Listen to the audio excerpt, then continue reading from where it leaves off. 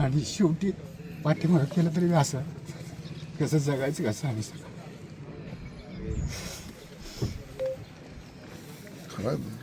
आणि आम्ही एकटं खात नाही सर, सगळ्यांना देतो. मजूर आहेत, हो दुकानदार आहेत, सगळ्यांना देतो आम्ही. कुणाचा रुपया बुडवत नाही. तरी वेळ आमच्यावर अशी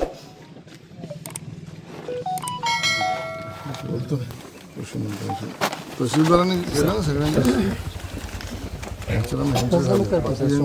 हो बाकीच्यांचे सर करतोय आता की म्हणजे सोमवार दुपारपर्यंत पंचनामे होतील सर सगळे 429 शेतकऱ्यांचे. तुम्ही पण रिपोर्ट ज्यावेळेला पाठवा सर त्यावेळेला शासन आपल्या सिस्टीममधला पाठवा त्यांचं किती नुकसान होतं सर.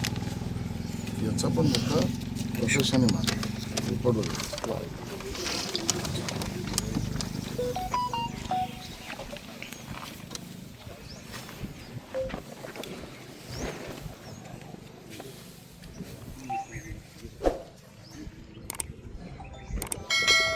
अच्छा आंबा ज्वारी गहू पण होता तुमचं गावामध्ये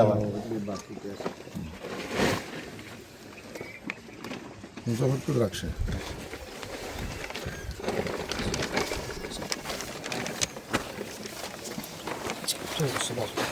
खराब झालं ते ह्याला हे असंच लगेच सडायला सुरू झालं.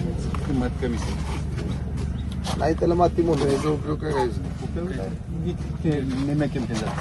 हे हे काही म्हणजे ह्याला ह्याला हे असं झालं की कलरच संपला, कलरवरच खेळायचा का.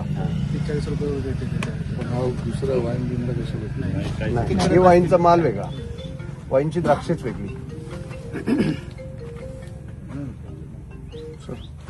सर आपलं असं खाली 1-2 लाईन पडले. बरोबर इथे मध्येच पडलं. वायर रूप कट झालं सर, मोठं वायर रूप असतं हे बघा, हे ते जाड वायर हा हे जाड वायर कट झालं. कट झालं. कट झालं हा. त्याने वायर तुटलं ते एका प्रेशरला सगळंच अँगल खाली आलं. सगळं मालच आहे त्याच्या खाली. तहसीलदार कुठे गेले? गेले का पंचनामा?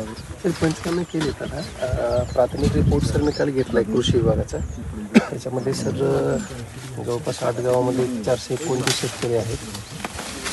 वगैरे इथून बघता गावामध्ये 429 शेतकरी आहेत. जवळपास 270 शेतकऱ्यांवरती नुकसान झालेलं आहे. नाही 429 शेतकरी 8 गावचे. तसं पंचनाम्याच्या आदेशात आम्ही देतोय. आता यांचा पंचनामा झाला काल प्रायोरिटीने. तर बाकीचे पंचनामे आता आज आणि उद्याच्या ह्याच्यामध्ये बनवून घेतो आम्ही. आता सर मी तिन्ही डिपार्टमेंटला कृषी आणि BDO ऑफिस वगैरे मिळून आता